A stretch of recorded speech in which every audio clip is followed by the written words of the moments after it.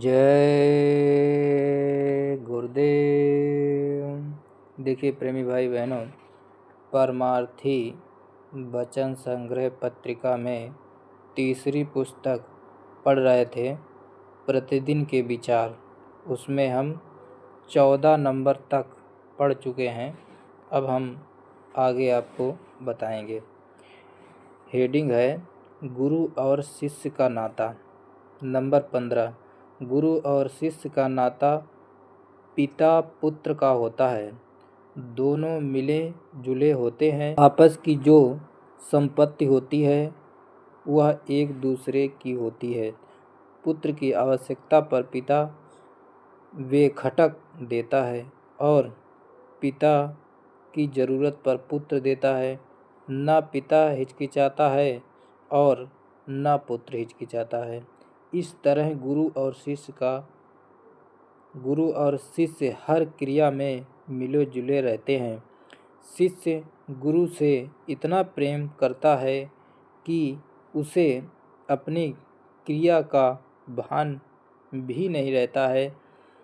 जो क्रिया होती है वह गुरु की, ऐसे शिष्य को कुछ नहीं करना है।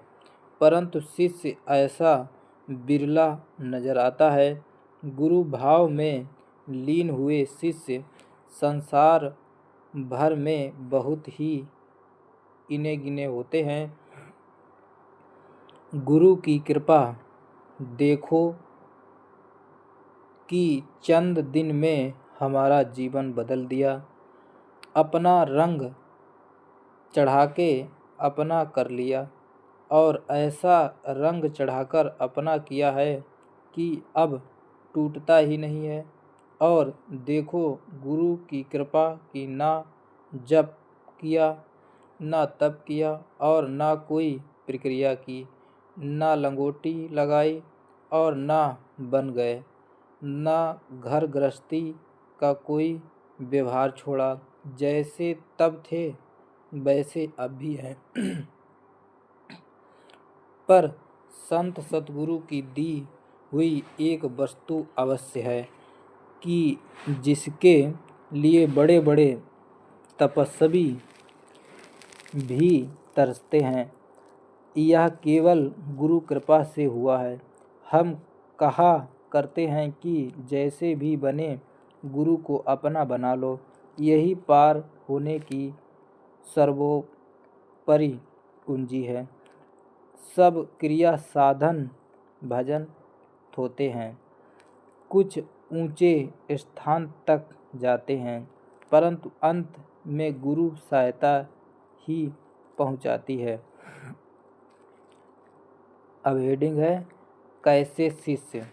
नंबर 16, गुरु से प्रेम करना दुस्तर है, पर ऐसे शिष्य जो अपने भाव व क्रिया को गुरु प्रेम की क्रिया में लय कर देते हैं तो वह प्रेम क्रिया ही शिष्य को गुरु स्थान पर पहुंचाती है।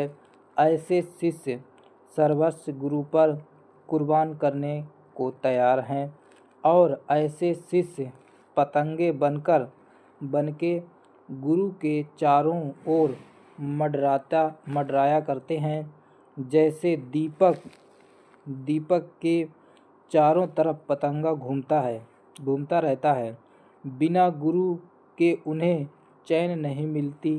परंतु ऐसे आशिक मिजाज शिष्य हजारों में एक दो ही होते हैं। दिखने में शिष्यों की बड़ी तादाद तो होती है, पर हजारों में एक दो होते हैं। हजारों तो इलोक परलोक लालसाओं को लेकर आते हैं।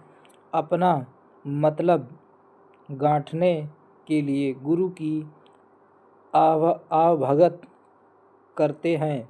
गुरु से उनका कोई स्नेह नहीं होता है, न एकत्व भाव उनके अंदर आता है। तन धन से जो सेवा उनकी करते हैं उसमें भी उनका अर्थ छुपा रहता है। यह सबसे नीचे दर्जे के माने जाते हैं। गुरु उनको दुत्कारता नहीं है, कोई साधन भी उनसे छुपाता नहीं है, पर अपना समझता भी नहीं है और हमेशा उसकी ओर लापरवाह है और चौकन्ना रहता है। दूसरे वह लोग होते हैं जो प्रेम भी करते हैं, अपना भी समझते हैं, प्रेम भी करते हैं, अपना भी समझते हैं, पर अपने आराम को नहीं छोड़ना चाहते हैं। जो चीज़ें इनकी हैं, जो काम में आती हैं, उनको यह छोड़ना नहीं चाहते हैं।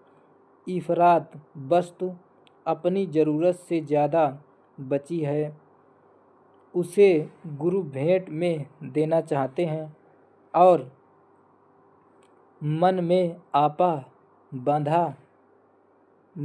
आपा बांध लिया कि गुरु के साथ हमने बहुत बड़ी सेवा की है। यह गुरु भाव प्रकट न हुआ तो सत्संगी जनों के साथ यह भाव पैदा हो जाता है कि मैं बहुत बड़ा गुरुमुख सेवादार हूँ और सत्संगी जनों को अपनी सेवा से नीचा समझना यह विचार प्रकट हो जाता है। अंत में मान प्रतिष्ठा का रूप सामने प्रकट हो जाता है। अब हेडिंग है सत्संगी जनों को हिदायतें। हर सत्संगी अपने को छोटा समझे और जो भी सेवा गुरु के प्रति हो या संगत के लिए करता हो, उसको यह समझकर करे कि गुरु हमारा हिसाब चुका रहे हैं। वे इस प्रकार या तो दिलाते हैं या वापस कराते हैं। अब हेडिंग है कहानी। किसी शहर में एक साहूकार और दूसरे शहर में एक मजदूर आदमी रहता था। साहूकार वह साहूकार था जिसका कर्ज बहुत ही मनुष्यों पर लदा हुआ था, जो कि पूर्व जन्म का था, जिसका हिसाब कई जन्मों में लेना था। दूसरा मजदूर उसी साहूकार के यहाँ नौकरी करने किसी के जरिए से पहुँच गया। साहूकार मजदूर से दिन भर काम लेता था और रात को 2 बजे तक सोने नहीं देता था। इतने पर भी मजदूर को 3 बजे तक जगा देता था और सुबह उसे बुलाकर बहुत बुरी तरह से डांटता था, कहता कि तुमने कुछ काम नहीं किया। बेचारा मजदूर लाचार था, रोज़ सोचता कहाँ जाऊँ, हमारे लिए तो यही घर है। उसी समय एक महात्मा उसी मोहल्ले में आ पहुँचे और उनका सत्संग जारी हो गया। साहूकार अपनी हविस पूरी करने के हेतु अशांत रहता था और मजदूर अपनी गरीबी से तबाह था। दोनों अपने अपने मर्ज में फंसे थे। सुना कि पहुँचे हुए महात्मा आए हैं, हर मर्ज की दवा देते हैं। मजदूर गरीबी दूर कराने पहुँचा और साहूकार यह इच्छा लेकर पहुँचा कि हमें धन प्राप्त हो जाए। यह भाव लेकर दोनों महात्मा जी के पास पहुँचे। इन दोनों के पहुँचते ही महात्मा जी सत्संग में बोले कि सुनो प्रेमी जनों, लेनदार और देनदार असाध्य मरीज आ पहुँचे हैं। महात्मा जी के सत्संग में लाखों की भीड़ होती है। महात्मा जी ने साहूकार को सारे सत्संग का हेड कैशियर बनाया और कहा कि तुम मनमानी रुपया खर्च करो, तुमको पूरा अधिकार है। और मजदूर से महात्मा जी ने कहा कि तुम हेड कैशियर के साथ रहना, जो वे कहें उसको करना। साहूकार रुपया पाकर और साथ साथ बहुत आदर मान सत्संग में पाकर बहुत खुश हुआ और सोचने लगा कि मुझे यहाँ मुफ्त में सब चीज़ें प्राप्त हुई हैं और शांत हो गया। मजदूर सोचने लगा कि मैं अपने मालिक के साथ हूँ, हर प्रकार का मुझे आराम है। महात्मा जी ने सेवा कराकर उस साहूकार का धन अदा करा दिया और साहूकार ने जिन लोगों को धन दिया था वह धन मान से प्राप्त कर लिया। संत जन हर तरह से जीव के कर्जे को अदा करा देते हैं, जीव अपनी अज्ञानता में यह सूझ नहीं पैदा कर पाता है कि संत जन कितनी भारी दया करते हैं।